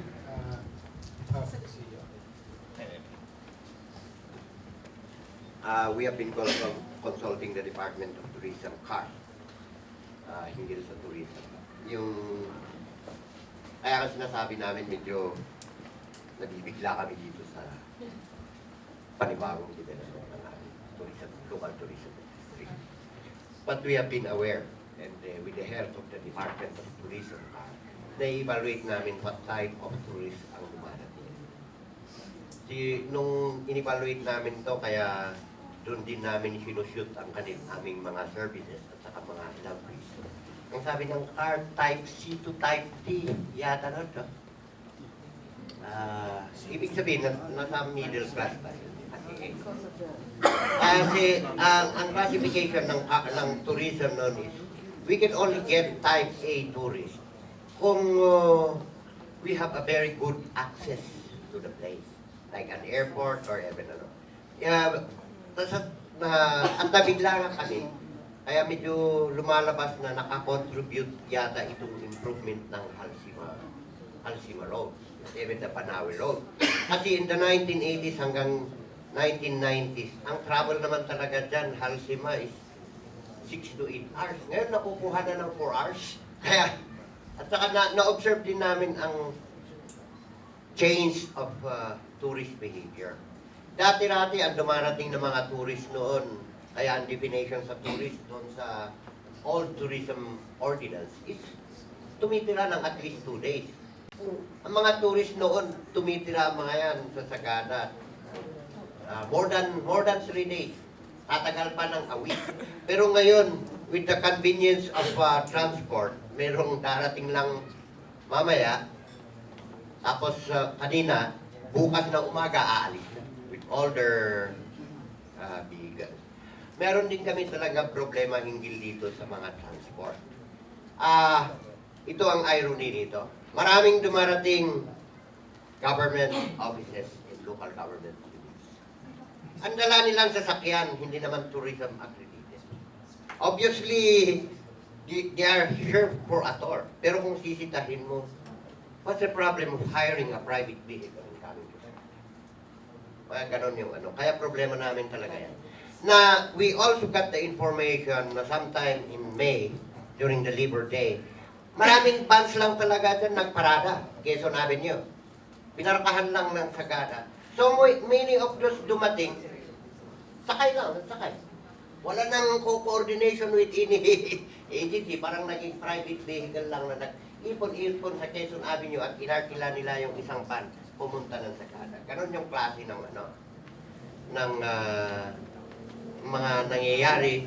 So, I think we really have to review with the Department of Tourism. Ang complaint yata ng ilang nakakausap namin, even the rainbow plate vehicle, may sinasabi sila rainbow plate vehicle, na yan yung tourism plate, tourism vehicle. Sabi ko, hindi nga practical. Kung kailangan talaga siyang brand new, and after 5 years, phase out. And ang mga vehicle na nakikita kong van, 1.8 million pag tinatanong mo yung ano. How do you pay that in 5 years? Hindi mo pa nababayaran, mapipace out. Yan yung mga question ng mga ilang vans na dumarating that we treat. Okay, sige po. Will you please include this in your list? That when tourists go to Sagada, they increase the volume of garbage. What? So advise your drivers so that when they leave Sagada, they will also take the garbage at the problem. Sagada. Okay. From ano muna, sir? Can you ask your question already so that ano? Yes po. I'm Nelson from St. Michael Explorer. I have few questions lang po. Actually, 3 points yung nakita ko po, which is hindi natin napapag-usapan. Though I am part of a travel agency, I would like to represent as independent individual po. Unang point po, sir, is about responsible tourism, which is yun po talaga yung main point natin. Question po about this is, I believe po kasi responsible tourism is not just, is not defined by document or any other papers. So, I would like to ask lang po if as part ng government, part ng agencies, or any individual, na i-implement po ba sa individual yung responsibilities sa Sagada? Magandang point po kasi yun kasi hindi lang po as agency yung mag-define ng responsibility ng each individual, hindi lang po government, kundi tayo sa sarili natin. Ano po ba yung part nung, ano po yung nagagawa natin para, or how sure na nai-implement po lahat ng mga actions na kailangan po natin ibigay po sa bawat isa. Sasagutin niya ni Tracy mamaya. What's your next question? Sige po. Next question po is yung safety. I believe po kasi quality versus quantity should be balanced. I would like to quote po si Mr. From Tuesday Tuesday Travel, yung about po sa capacity ng Sagada. Since may tatanong lang po ako, yung capacity po ba ng Sagada, ngayon lang po ba natin nalaman na yung pagdami po ng tourists sa Sagada ay nakaka-affect sa kung ano po yung issue, kung ano po yung nagiging problem sa Sagada. Napag-usapan po ba natin yung quality po? Halimbawa, sabihin po kasi natin na konti man, pero makalat sila, hindi sila responsible. Or madami sila, hindi kakayanin ng Sagada, pero lahat sila responsible. Would like to ask din po if yung capacity po ba na yun, natanong po natin sa government natin, or beforehand, bago po mangyari yung sa movie, na nagawa po ba natin ng paraan para po maiwasan yung mga after yung mga pangyayari after po ng movie na yon. And lastly po, yung tungkol po sa economy ng Sagada. If we are talking about Sagada's economy po, maraming salamat din po kay sir. Kasi po,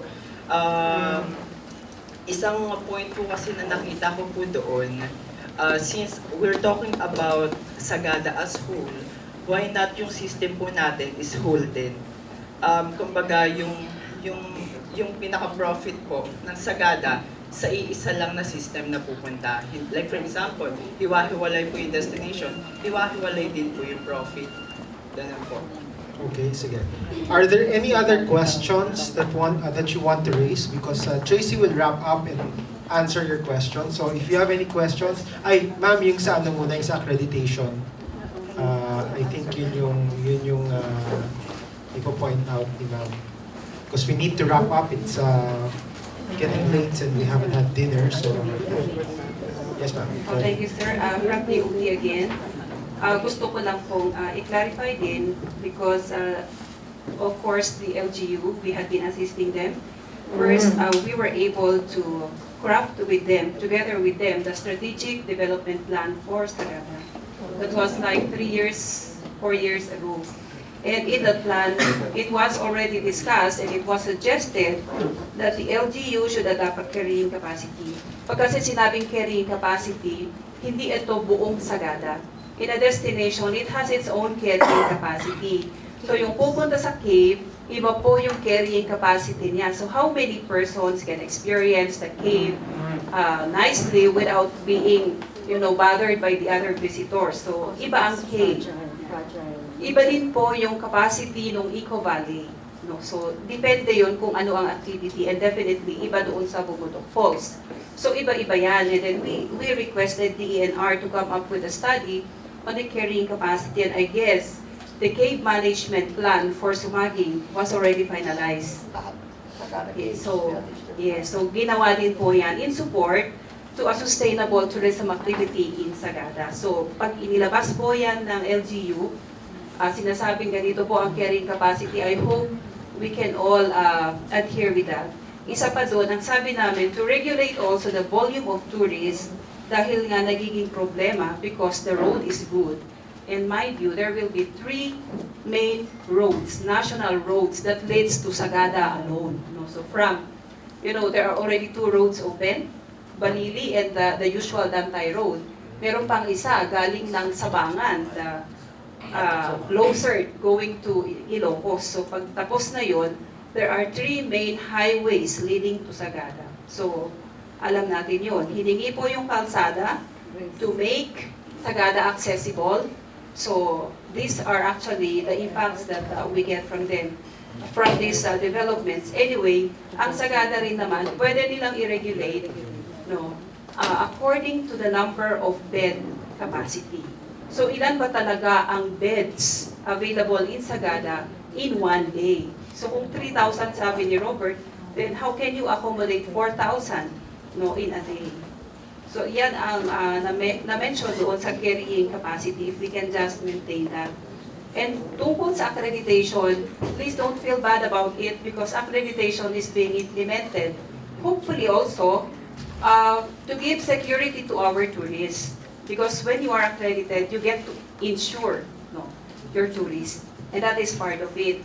And we hope that you don't mind raising the fees as had been suggested. Let's give value to the experience and to the resources that we use in Sagada, no, by including fees for local guide. We know that even if you are, wala na tayong national guide ngayon, but we have regional guides. But it is incumbent upon you, and I think it's your ethics that when you go to a local destination, you've got to turn over the guiding services to the local guides because, of course, they know the place better. So yung nagpa-package doon, you've got to know how much is the rate for the local guide para i-add up mo doon sa cost ng package, di ba? And perhaps you can also add there the cost for rental of equipments such as headlamps and helmets as required by the ordinance so as to avoid yung mga nangyayaring accidents doon sa cave. So, hindi naman siguro ganun kataasan. Why? I think we give value. No? Parang sabi nila, value for money. Pero we don't also discount the fact that it doesn't mean that when it is cheap, that you don't get anything from it. No? So, ang sinasabi lang ng ating mga, the experts are, when you put some value to it, parang mas magiging special, no? Yung destination. In fact, like our director, anyway, she just came in for the OT car.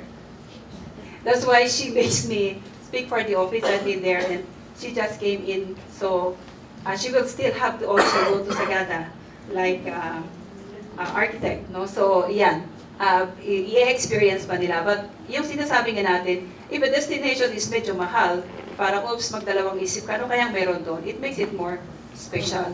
And then the more we pay to the LGU, and if they maintain it and use these funds for the development and preservation of all these, then we will all get to benefit from a better quality experience. So yun din naman ang gusto namin sa Sagada. It's part of our region. So time and again, si Robert ang kanilang tourism officer and the disaster. Okay. He bothers us. Anong gagawin natin dito? Ang daming ganito, ang daming ganyan. So let's all support Sagada. We encourage you to please, also in your own right, please let us make Sagada a prize destination. Yun lang po. Thank you. Thank you, ma'am. One last comment. Yeah, before na i-wrap up ni Tracy, gusto ko lang pong inform yung mga tour agencies natin. Meron pong website ang Sagada, sagada-lgu.com.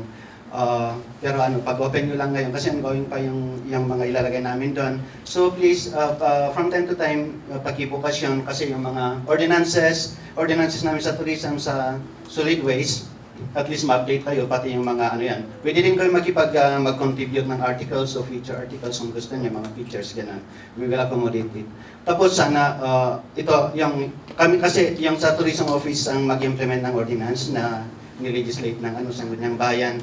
Marami kaming experiences, hindi nga lang kinuha ni April yung napakahabang listahan ng yung mga coordinators nyo, marami talaga. Kawawa yung mga staff namin na nagbabantay, palagi silang binabastos kasi bakit ang naniningil, bakit may nagbabantay ngayon sa Eco Valley, dati naman wala, mga ganyan. So sana, maging partner nga tayo doon, magkaintindihan lang, paki-orient yung mga coordinators natin sa mga development. Kasi nga, yun, matingkad na ngayon ang turismo doon, tapos we really have to regulate naman yung mga natin. Bantayan yung mga tourist sites.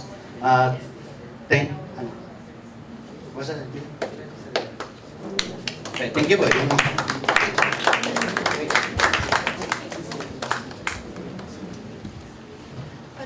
Padagdag lang po, sir. Since last Holy Week, I think we gave an advisory to most of the tourist agencies who were coming to Sagada. We asked them to please furnish the Tourist Information Center of a copy of your itinerary. Kasi pag marami pong tao, we usually close yung sa cave, lalo na pag na-reach na yung capacity niya. So far, wala pong nagbigay sa amin na travel agency. We have been giving the communication to your coordinators and drivers. And then, before July 12, we also gave gave out advisories to drivers and coordinators with the notion and the hope that we will give it to the head office to please furnish the tourist information center of a complete list of your guests. And konti pa lang po ang mga travel agencies na nagbibigay po sa atin.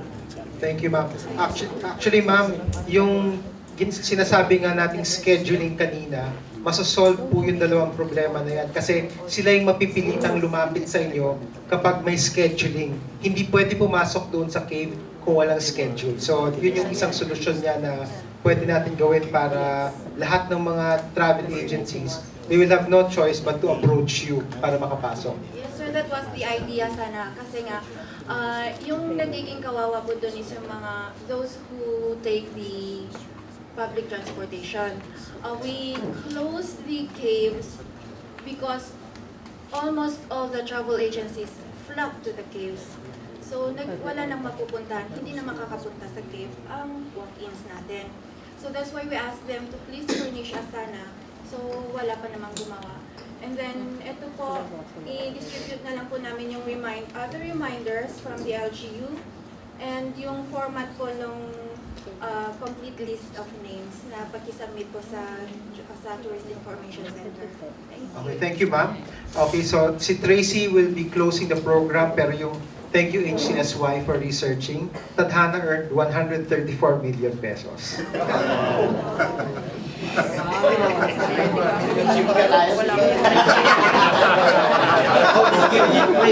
Yes! Masyado niyo po pinamimigay sa lahat. Okay. So, ito naman po, no, tulad po nung na-mention ko kanina nung umpisa, kaya rin natin ginagawa ito. This is also in preparation for the first Sagada Responsible Tourism Summit na pinaplano na nga ng LGU for this year, which is actually a very important and very good move for the LGU.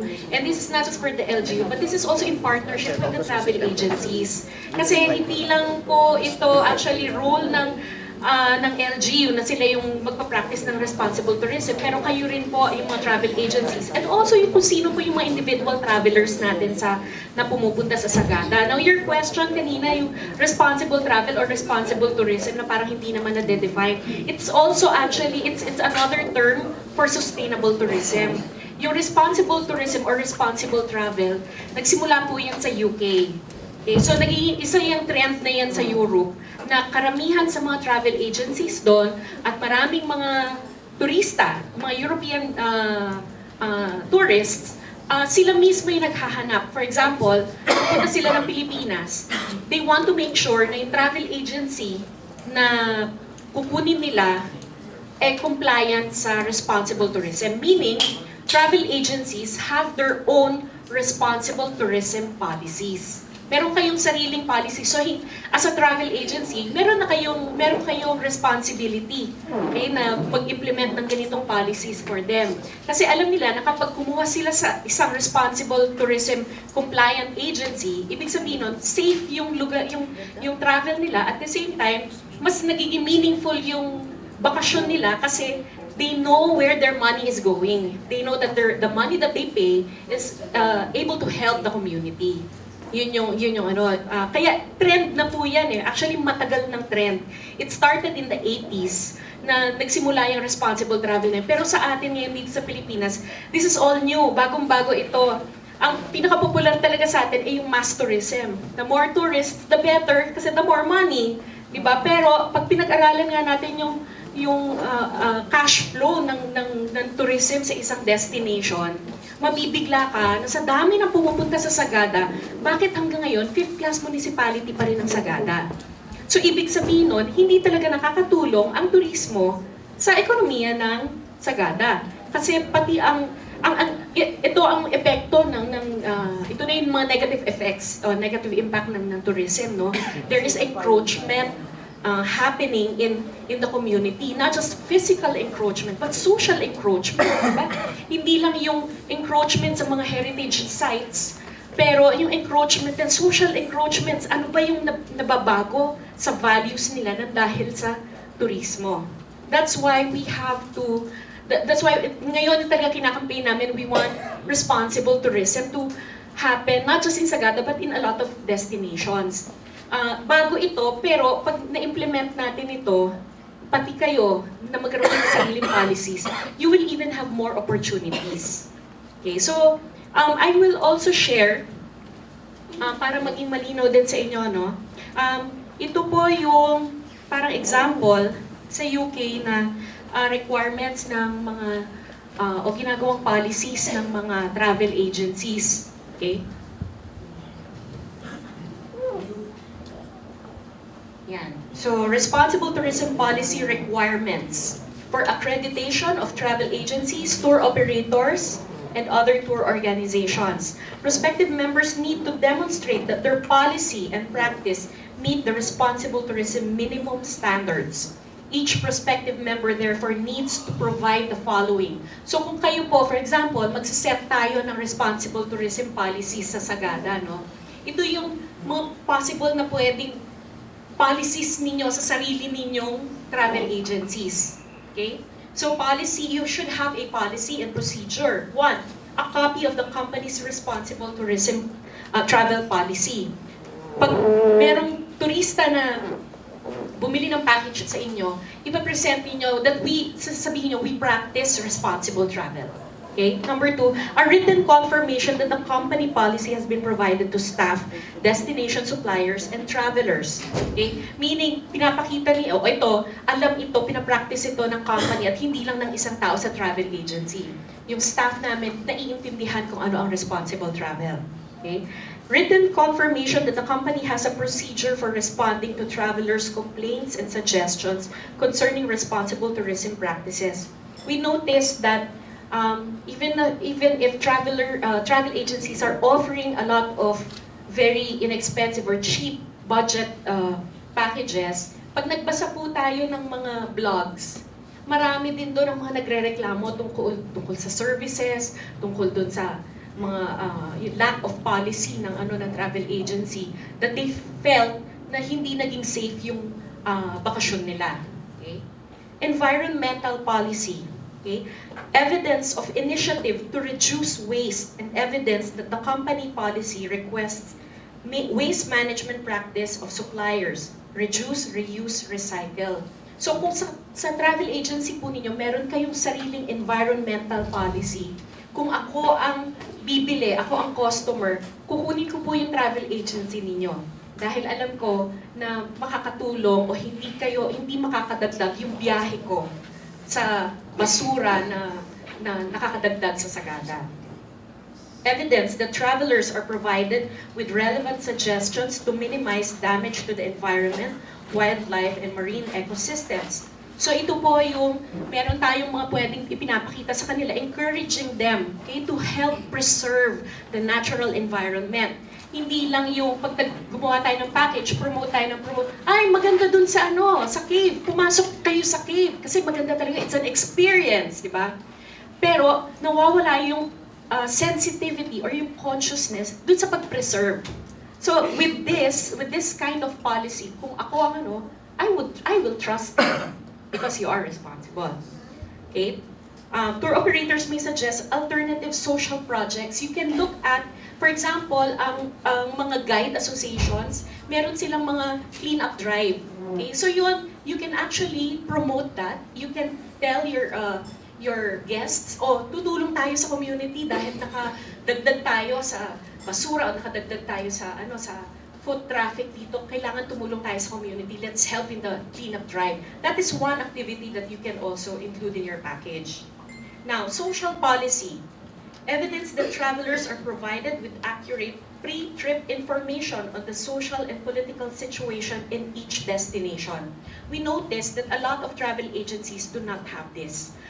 You only provide, or a lot of agencies only provide information, yung itinerary, ano yung dadalhin, ano yung makikita dito sa destination na ito, pero hindi tayo nagbibigay ng mga information about the political system, ano ba yung, probably you give yung sa weather, yung weather condition, pero very important, political system. So, kailangan maintindihan nila, ano ba yung mga dabay? Ano ba yung role ng mga elders din dito? para mas maintindihan nila ano ba yung tamang pagkilos or etiquette na kailangan nilang gawin doon. They know that they have to respect the community. Evidence that travelers are provided with suggestions of ways to minimize negative impacts on local cultures. Evidence that the company policy ensures that a local guide accompanies all group visits to tourist sites in local villages. Evidence that the company provides suggestions for destination visits to appropriate local social projects with direct or indirect benefits to the host community. So yun po, kasi sa nangyayari pong mga pagbabago ngayon sa Sagada, hindi lang naman po ito ng dahil sa isang pelikula. I have been going to Sagada since the early 90s. And yung nakita kong pagbabago, napaka-drastic. Pero hindi ko rin naman masasabi na dati mas konti yung tao. Because even during the 90s, during peak season, pag pumupunta ako doon, madami talagang tao. And it was so difficult for us to take the bus. Talagang buwis-buhay po ang ginagawa namin just to be able to get a seat in the bus and get to Sagada. But what is the difference? The difference is that when you go to Sagada, a lot of the people or a lot of the tourists are in town. A lot of the tourists are walking. But now, last Holy Week I was there, pag nandun po kayo sa poblasyon, walang tao, o konti lang talaga yung tao. So nagtataka ako, sabi ko, akala ko ba maraming tao ngayong peak season? Pagdating po sa cave, meron ng 70 vans doon. Pagdating sa loob ng cave, merong 570 tourists. Lahat, tapos mahirap na maglakad kasi lahat speeding, lahat naka-van. Yun yung changes na nangyayari. So hindi po bago itong yung dami ng tao. Ang nagbago lang po yung mga nakakadagdag sa na negative impact doon sa tourism. That's why we want to support the community by providing this talk. No? There is another one, yung economic policy. Like I've discussed earlier, maganda po na makita natin yung pagpunta natin sa Sagada, yung nakakatulong tayo doon sa community economically. So that yung mula sa 5th class municipality, makita naman natin na yung turismo talaga nakakatulong sa kanila at umangat naman ito. Okay? Evidence that the company policy requests destination suppliers to employ local people wherever possible. Evidence that the company policy requests destination suppliers where local standards permit to make use of local produce, manufacturers, and other services.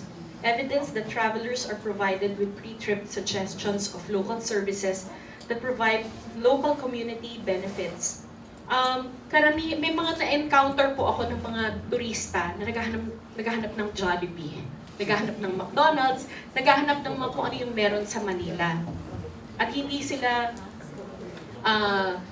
parang hindi sila kontento, hindi sila masaya doon sa kung ano yung nandoon sa community. So let us encourage, maybe as part of the policy, to encourage our visitors, our tourists, to, of course, eat the local food, try the local, because that is the experience. That is culture, being able to experience what the local is offering. Yun yung magandang talagang i-push natin. Experience the local culture. Okay? So I guess yun yung natin, this event tonight is just part of the preparation for the first Sagada Responsible Tourism Summit that we hope that you can also be part of it. Although yun po ay hindi na magaganap dito sa Manila, sa Sagada na po yun magaganap because ito na po yung pagkakataon na kailangan mag-usap-usap na rin talaga ang stakeholders at ang LGU kung paano nila to i-implement. Ito po, yung diniscuss ko po sa inyo, yung ibinasa ko sa inyo, this is for you, these are suggestions for you. But of course, hindi lang naman po kayo ang kailangan gumawa ng mga ganitong policies.